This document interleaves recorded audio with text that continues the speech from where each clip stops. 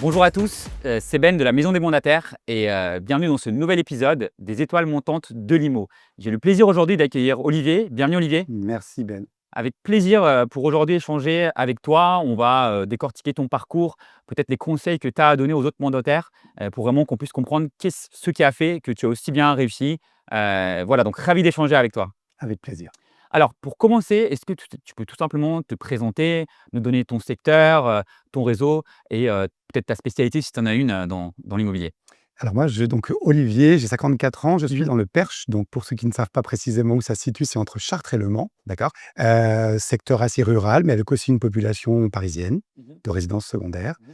J'ai repris l'IMO en 2021 chez Propriété Privée, qui est D'accord. mon réseau et un réseau que j'adore, Mmh. dans lequel je me sens bien.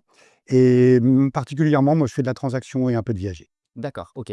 Super clair et tu disais qu'en fait, tu avais repris, l'IMO. Est-ce que tu peux nous préciser? Tu as commencé par l'IMO, puis tu as fait autre chose, tu es revenu dans l'IMO? J'ai un parcours assez atypique. D'accord. Moi, j'ai commencé par le soin. J'ai fait l'école d'infirmier. Pendant 15 ans, j'ai travaillé en milieu hospitalier, puis en soins à domicile. D'accord. Et puis un jour, on m'a proposé en 2004 de travailler dans une agence immobilière, mais totalement par hasard. Mmh. Je vendais mon appartement et la directrice de l'agence m'a demandé si je voulais travailler avec elle. OK. Donc c'était une opportunité.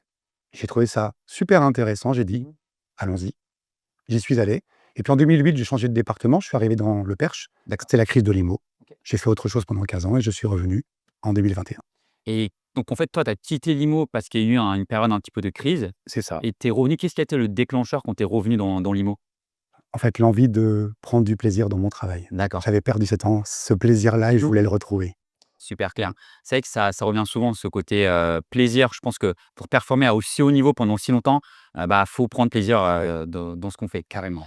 Est-ce que tu te rappelles de ta première vente du coup? Bah, peut-être ta première vente au tout début, puis ta deuxième première vente si on peut dire ça comme ça? Oui, la première vente est toujours un événement parce qu'on l'attend Mmh. pendant longtemps et c'est un vrai moment de partage et de plaisir. En tout cas, ça l'a été pour moi. D'accord. C'était vraiment des clients avec lesquels j'avais noué une belle relation Mmh. et donc oui, j'en garde un très bon souvenir. Et fais-nous rêver. Tu as fait combien de ventes, cette année? Peut-être quel est ton chiffre d'affaires? Alors, c'est vrai que cette année, je suis plutôt très satisfait parce Mmh. que l'année dernière, j'étais déjà très heureux avec mes 24 ventes annuelles. Là, j'en suis à 36 qui seront actées à la fin de Super. l'année 2025. Donc, pour moi, c'est vraiment une très belle année.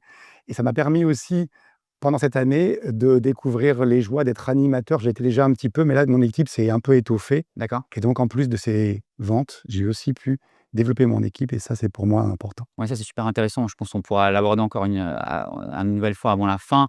Mais d'abord, ce que je me demandais, et je pense que c'est aussi ce que les personnes qui regardent, c'est une question qu'elles vont se poser. Toi, là, tu réussis super bien, tu as fait une très grosse année. Est-ce que ça a été comme ça dès le départ Non. ou tu as eu du mal, tu as dû ajuster? Qu'est-ce que tu as changé pour arriver à ce niveau? Je crois comme tout le monde, en fait, c'est un métier, qui nécessite beaucoup de travail. Mmh. Alors, certains ont l'impression que ça peut être facile. Mmh. Si on veut le faire durablement, Mmh. et c'était mon souhait, Ouais. il faut d'abord s'intégrer dans son paysage, dans son environnement. Mmh. Moi, je suis arrivé en 2021 sur un secteur où j'étais pas du tout identifié dans D'accord. l'immobilier, OK. donc j'avais tout à faire, tout à Mmh. créer, sur en plus, une enseigne qui était assez peu connue sur mon secteur. Mmh. Et donc, j'ai travaillé pendant quand même un certain nombre de mois avant d'avoir les retombées de mon travail. Mmh. Alors on a quand même des hauts et des bas, hein. Ouais, bien sûr. Voilà. Il faut passer ce moment-là. Mmh. Il faut laisser passer parfois 6, 7 mois D'accord. et ne jamais baisser les bras. Toujours croire en sa chance Ouais. et en ses capacités de réussite. Et la deuxième année, ça a été tout de suite l'explosion. Mmh. Assez rapidement, ça m'a même surpris. Je me suis dit, mais qu'est-ce qui m'arrive? Mmh. Mmh. Peut-être que ça ne sera pas durable. Mmh. Et puis, ça l'a été, ça l'est. Donc, que du bonheur. Donc toi, en fait, pendant les 6-7 premiers mois, tu as pas eu d'entrée d'argent finalement? Tu as pas eu d'entrée d'argent, donc il faut vraiment tenir ce. J'avais, une petite trésorerie, Mmh. de sécurité. Je savais qu'il la fallait Mmh. et elle m'a permis de pouvoir tenir ces temps-là. OK, super intéressant. Donc au bout de 6-7 premiers mois, tu fais ta première vente C'est ça. et quand est-ce que tu as eu ton premier mandat et comment tu as réussi à avoir ton premier mandat? Alors les premiers mandats, en général, on fait de la pige. D'accord. C'est pas la partie que Mmh. les conseillers préfèrent, Mmh. ça dépend lesquels. Moi, je préférais alors la pige, c'est pas vraiment quelque chose que j'apprécie faire par téléphone, c'est pas quelque chose dans laquelle je me sens à l'aise. Ouais. Moi, j'aime la relation humaine, réelle. Mmh. Par contre, donc j'ai passé beaucoup de temps à faire du porte-à-porte, D'accord. ce que parfois certains n'aiment pas. Moi, j'ai vraiment aimé ça. OK. Parce que je trouvais que c'était bien d'aller rencontrer les gens et de leur dire qui j'étais, Ouais. ce que je pouvais leur apporter et simplement leur dire que j'existais. Voilà. Et j'ai l'impression que ça rejoint ce que tu disais avant qui était de prendre du plaisir. En fait, toi, tu t'es pas dit: «OK, d'autres font du téléphone», bah, tu as essayé quand même, hein. Il J'ai faut essayé, essayer, c'était pas tu mon testes, c'est pas ton ouais, truc, tu dis: «OK, quel est mon truc? Mon truc, c'est faire du porte-à-porte, donc je vais c'est faire ça». ça, exactement. OK, super clair. Parce que là, tu disais que tu avais une équipe, donc tu formes, C'est récent, c'est récent, OK. voilà. Ça fait maintenant, allez, ça fait 2 ans que j'ai Mmh. créé l'équipe et maintenant au fur et à mesure, nous sommes 5. Alors ça reste une D'accord. petite équipe, mais j'avais besoin de ça. Moi, je viens d'un Mmh. métier j'ai toujours travaillé en équipe, en fait. Mmh. Donc j'aimais l'idée puisque, on dit toujours dans les réseaux: «On est indépendant mais jamais seul». Ouais. Mais malgré tout, on est quand même un peu seul si on regarde un petit peu notre quotidien. Ouais. Et moi, j'avais envie d'avoir quelqu'un, Mmh. d'avoir du monde et j'avais envie aussi de transmettre. Bien sûr. Voilà, c'était important pour moi. Et donc, je pour continuer sur cet aspect de transmission, donc tu commences à former des personnes, Mmh. et donc tu as ce recul-là. Toi, donc par rapport à ton parcours et aux personnes que tu formes, d'après toi, qu'est-ce qui fait la différence entre un bon et un très bon, mandataire? J'ai l'impression qu'en fait, il faut être Mmh. alors c'est peut-être très basique ce que je vais dire, mais il faut être vraiment naturel D'accord. et sincère dans sa démarche. Ouais. J'ai l'impression, en tout cas, alors en toute modestie, hein, mais les clients me disent que je me différencie parce que je m'intéresse à eux. D'accord. Et souvent, je me dis: «Mais comment les Mmh autres mh, mmh. n'ont pas compris qu'il fallait juste être naturel et s'intéresser aux clients?» Ouais. qui est quand même le cœur de notre Mmh métier. mh, mmh. Ouais, pour convaincre, tu essaies de te mettre à la place de ton client. Exactement. C'est quoi ses besoins? C'est quoi ses peurs? De comprendre ses besoins, Ouais. de comprendre effectivement ses peurs ou ses freins et tout simplement de lui montrer que je m'intéresse à lui et pas juste à la commission qu'il y a au bout. Ouais, bien sûr, bien sûr. C'est pas ma finalité, Ouais, c'est ce qui me fait vivre. bien sûr. Mais ma finalité, c'est la satisfaction des clients. Ça paraît toujours bête quand je dis ça.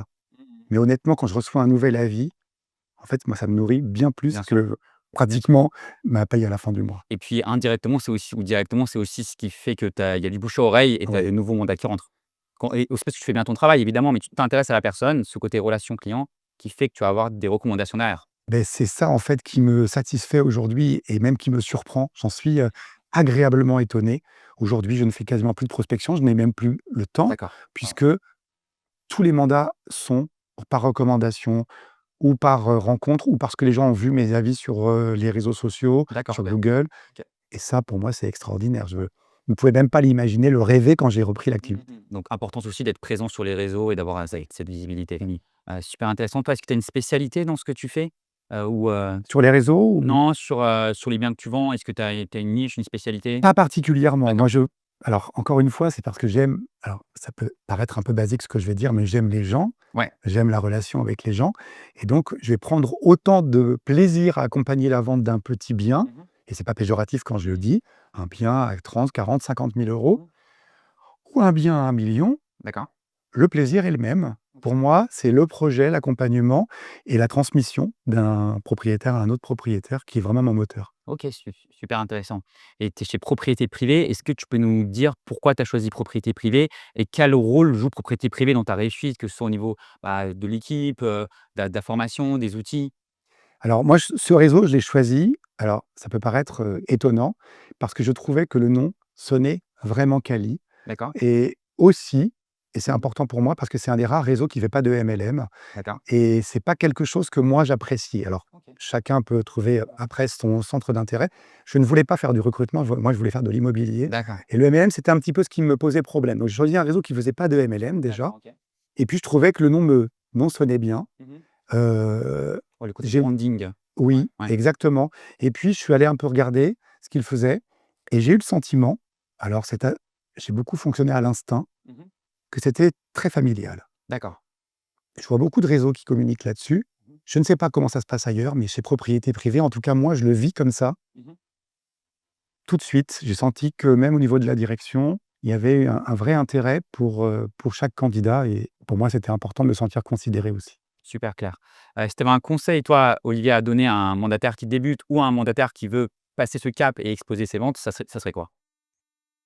Croire en lui. D'accord. Moi, je ne peux que dire ça parce que la plupart des gens que je rencontre et qui peut-être hésitent un peu à se lancer, Mmh me mh. disent: «Non mais j'ai pas la capacité».